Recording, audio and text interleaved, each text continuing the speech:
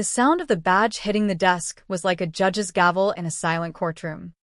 Mark Thompson's laminated ID card landed with a soft clack on the polished oak surface, right in front of Lila Harrington, the new head of operations. She looked up, her perfectly manicured eyebrows arching in confusion, a half-smile frozen on her lips as if she thought this was some kind of office prank. I was standing just outside the glass-walled conference room, pretending to check my email on my phone, but really, I couldn't look away. Mark didn't say a thing. He just straightened his tie, turned on his heel, and walked out. His steps were steady, the same measured pace he'd used for years striding into strategy sessions at dawn. But this time, the echo in the hallway felt heavier, like the building itself was holding its breath. Mark wasn't the type to make scenes. He was the guy who built the innovation lab from a rundown warehouse space in downtown Seattle into a powerhouse with contracts from the Department of Energy and a slew of venture firms hungry for our biotech breakthroughs. 12 years he'd poured into this place, turning flickering overhead lights and leaky roofs into a state-of-the-art facility with clean rooms, AI-driven simulations, and a team of PhDs who followed him like disciples. He remembered everyone's anniversaries, the quirks in the HVAC system, even the exact protocol for recalibrating the spectrometers after a power surge. Power? Mark had it, but not the flashy kind. It was the quiet authority of someone who'd earned every grant dollar through sweat and scrutiny, who could spot a flaw in a research proposal from across the room and fix it before lunch. That morning started like any other. Mark was in at 5:45 a.m., steam rising from his coffee mug as he reviewed the latest datasets. The rest of us trickled in, grabbing bagels from the break room, whispering about the all-hands email that had dropped late last night. By 9 a.m., we were crammed into the main conference room, the air thick with that mix of curiosity and unease. Victor Harrington, the freshly appointed executive VP, stood at the front, his suit crisp and his grin wide, like he was about to hand out bonuses. "Team," he boomed, "I'm thrilled to introduce someone very special. My daughter, Lila Harrington. She's stepping in as our new operations head for R&D." Lila glided forward, 28 years old, fresh from an Ivy League MBA program more famous for its networking mixers than its lab work. No publications, no patents, just a LinkedIn profile full of buzzwords like disruptive synergy and photos from corporate retreats. She flashed a bright smile, popping her spearmint gum. "Hey everyone. Super pumped to shake things up here. I've got big ideas to streamline our processes and boost that innovation vibe." Her eyes landed on Mark, who was jotting notes in the back row. "And Mark, right? You'll be reporting to me now. Kind of like my right-hand guy, handling the day-to-day stuff so I can focus on the vision." The room went still. Not a cough, not a shuffle. Lila laughed, a sharp, solitary bark that bounced off the walls like it didn't belong. Mark closed his notebook slowly, stood up, and unclipped his badge.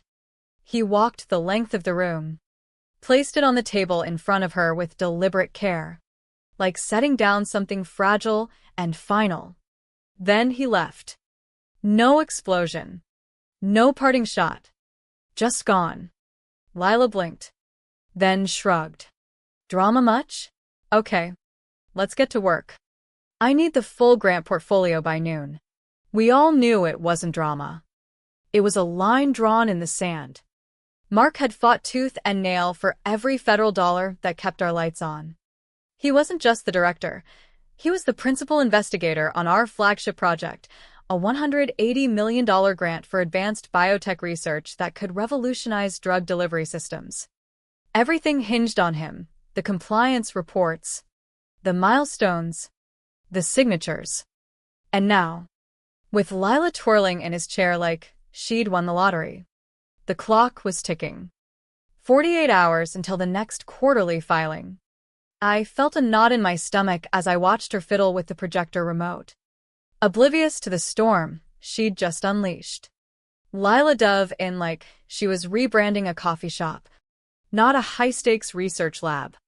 She rearranged the org chart on a whiteboard, drawing arrows and circles with a dry erase marker that squeaked too loud. We're going flat hierarchy. People. More agile.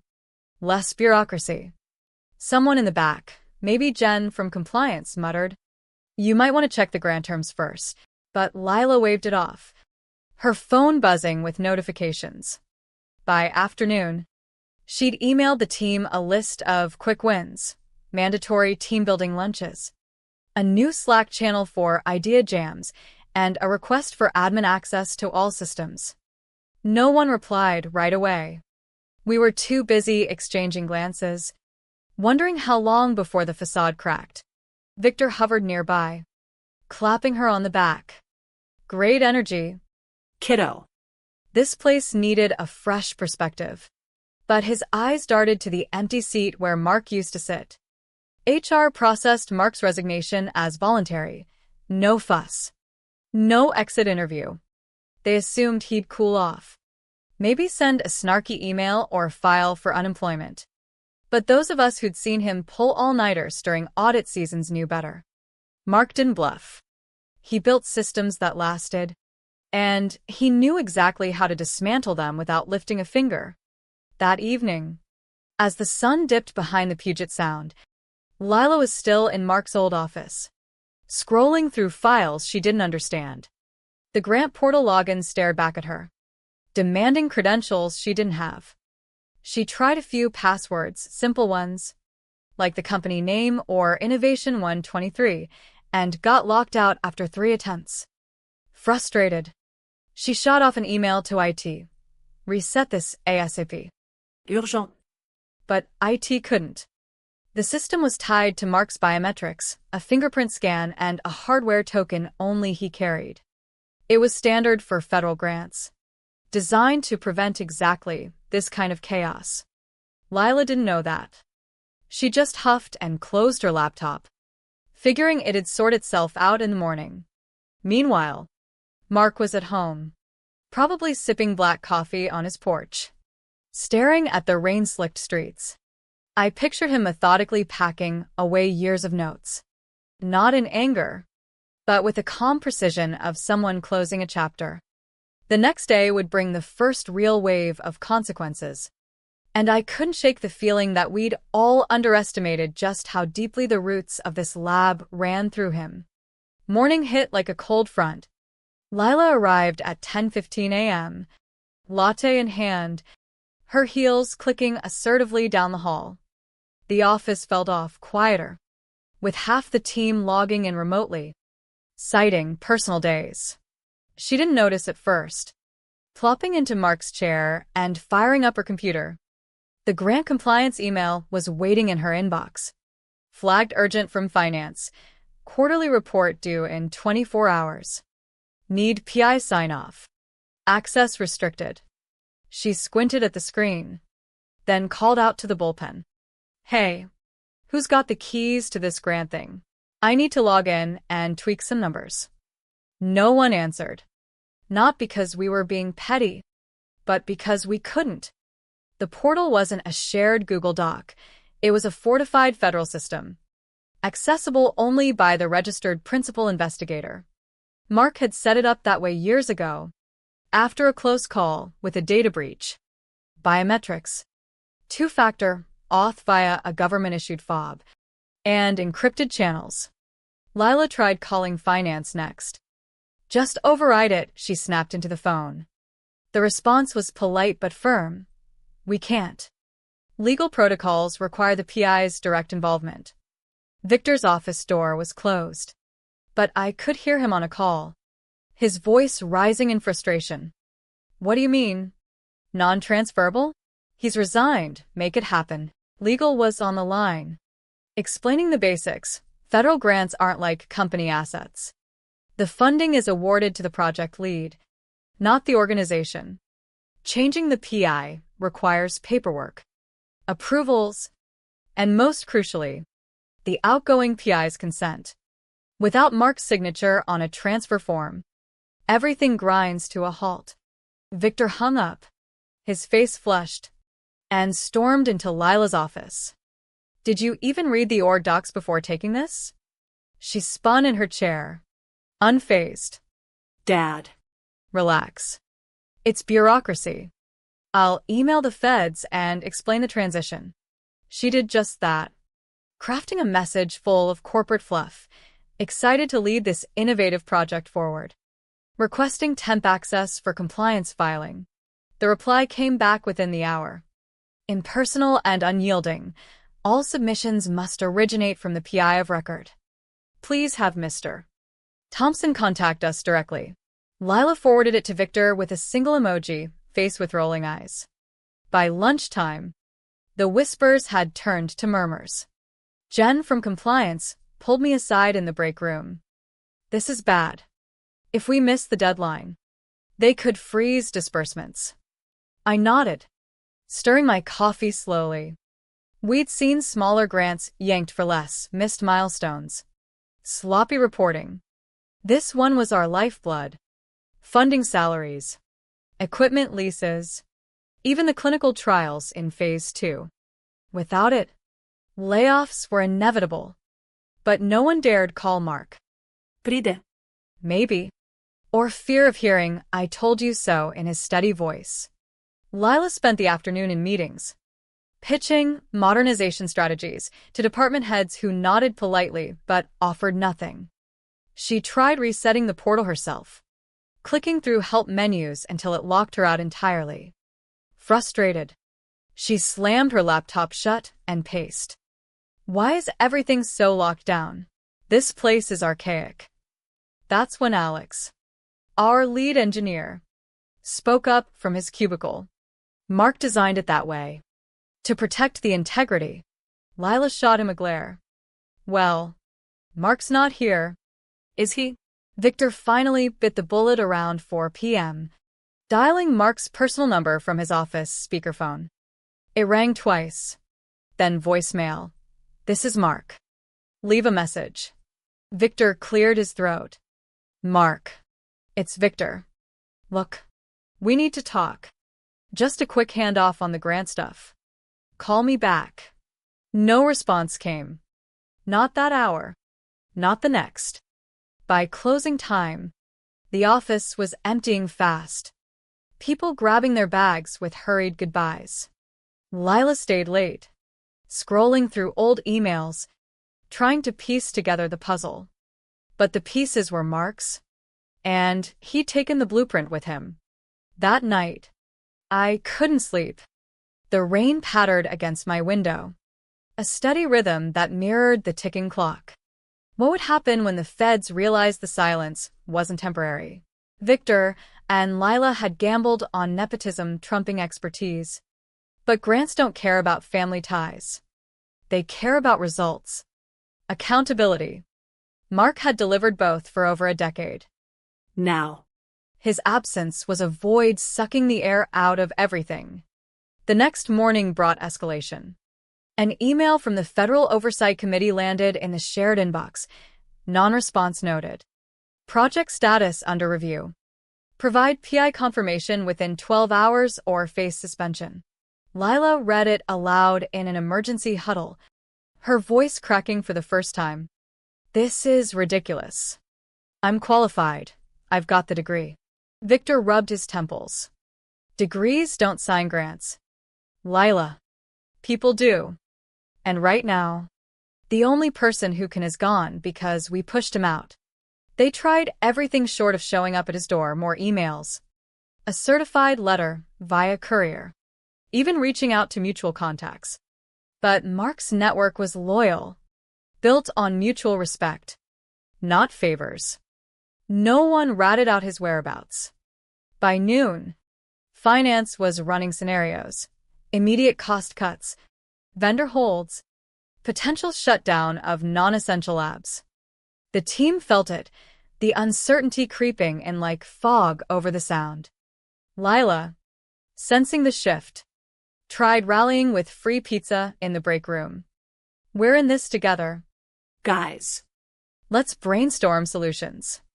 But the slices went cold, untouched. Trust wasn't something you could order in. As the deadline loomed, Victor's confidence crumbled. He sat in his office, staring at the grant agreement printout, clause after clause highlighting the PI's irreplaceable role. "We should have seen this," he muttered to no one. Lila hovered nearby, her earlier bravado fading into quiet panic. The building, once buzzing with breakthroughs, now hummed with the low dread of impending collapse. And Mark, he was out there, free from the chaos, his silence the loudest statement of all. The conference call started at 2 p.m. sharp. Screens flickering to life with federal seals and stern faces peering from government offices across D.C. Lila adjusted her blouse, cleared her throat, and launched into her prepared pitch. "Thank you for joining us. I'm Lila Harrington, Operations Head, and I'll be guiding you through our Q3 progress and compliance metrics." Her slides were slick, graphs pulsing with animations, keywords like scalability and impact optimization flashing in bold fonts. Victor sat beside her, nodding vigorously, as if enthusiasm could bridge the gap. But the committee wasn't buying. A voice cut in mid-slide, gravelly and impatient. "Where is Mr. Thompson? Our records show him as the principal investigator." Lila faltered, her clicker hovering. "Mark has transitioned out. But I'm fully briefed and ready to." Another interruption, this time from a woman with wire-rimmed glasses. "Transitions require formal approval. Without the PI's sign-off, this presentation is irrelevant." The air in the room thickened. Victor leaned forward. "We're expediting the paperwork. Lila's credentials are impeccable." The lead auditor didn't blink. "Credentials aren't the issue. Protocol is." This grant was awarded based on Mr. Thompson's expertise and track record.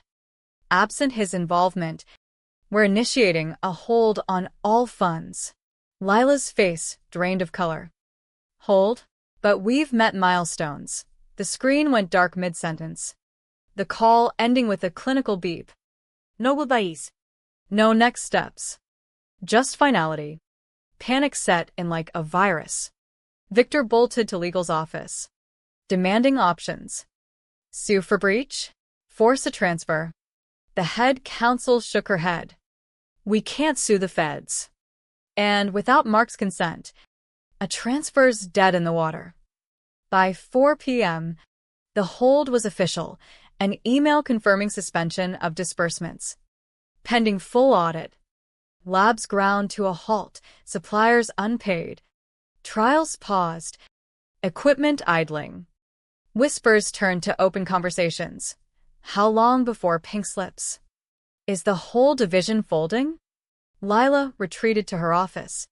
Door closed, but we could hear her on the phone with Victor. "This is fixable, right? Just get him to sign something." Victor's reply was muffled. Defeated. "He's not answering."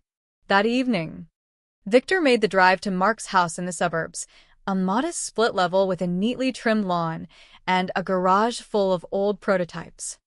He parked crookedly, rehearsing his plea as he walked up the steps. The door opened before he knocked. Mark stood there, casual in jeans and a flannel shirt, no trace of surprise. "Victor," Mark said evenly. No invitation. But he stepped aside. They sat at the kitchen table, a pot of coffee brewing in the background. Victor Dovein. Words tumbling out. "Look, I screwed up. The way we handled the handover, it was wrong. We need you, just for this. Sign the compliance form. Authorize the portal. Then you're free. Name your terms, severance, references, anything." Mark listened, pouring 2 mugs without a word. He slid one across the table, then pulled out a single sheet from a drawer, a highlighted excerpt from the Grant Charter. "Read Clause 7.4, Mark said quietly. Victor scanned it, PI responsibilities non-delegable, without mutual consent, and federal ratification. He looked up. Pleading. We can work around it. For the team. Mark met his gaze. The team deserved better than being sidelined for a title swap. No anger. Just fact. Victor deflated. Is there no way? Mark shook his head. You made your choice. Now live with it. Victor left empty-handed. The drive back a blur of regret. Back at the office the next day, the audit team arrived unannounced, suits with clipboards, methodically reviewing files, interviewing staff. Lila tried charming them, offering coffee and small talk. They declined, focusing on the gaps, missing signatures, unverified data logs. Where's the PI's audit trail? One asked. Silence. By afternoon, the verdict was clear. Non-compliance confirmed. Full revocation imminent. The team fractured. Resignations trickled in. Engineers poached by competitors. Researchers saying academia. Lila's confidence shattered. She spent hours staring at her screen, the weight of her inexperience crushing down. Victor aged overnight, fielding calls from board members demanding explanations. How did we lose $180 million? One barked. Nepotism, he might have said. But he didn't. The truth hung unspoken, a shadow over every empty desk. Mark. Meanwhile, fielded quiet inquiries from other institutions. A think tank in Boston, a startup in Silicon Valley, all seeking his vision, his integrity. He didn't rush. He took walks, tinkered in his garage, letting the silence heal what words couldn't. The empire he'd built wasn't gone. It had just outgrown the people who undervalued it. The revocation letter arrived via certified mail. CC to every executive. Effective immediately. Grant terminated due to sustained noncompliance.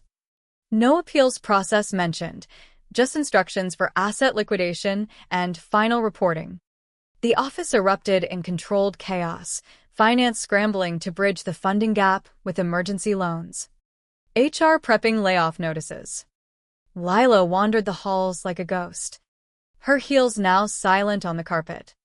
This can't be real, she whispered to anyone who'd listen. But it was. Vendors pulled equipment.